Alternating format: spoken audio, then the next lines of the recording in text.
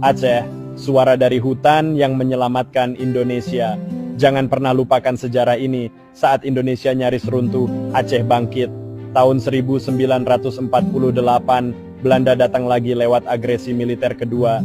Jakarta jatuh, Yogyakarta diduduki. Semua pemancar radio Indonesia dihancurkan. Dunia mengira Indonesia sudah mati. Tapi dari kedalaman hutan lebat Gayo, dari jantung bumi Aceh Tengah, muncul satu suara yang mengguncang dunia. Radio Rimba Raya, inilah napas terakhir Republik, inilah suara kemerdekaan. Radio ini milik TNI Divisi X yang dipimpin oleh Kolonel Hossein Joseph, dibeli dari Singapura, diselundupkan, dan disembunyikan di tengah hutan. Aceh tidak hanya menyediakan tempat, Aceh menyediakan nyawa, akal, dan keberanian.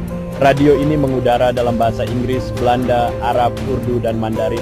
Dari 23 Agustus hingga 2 November tahun 1949, dunia mendengar kabar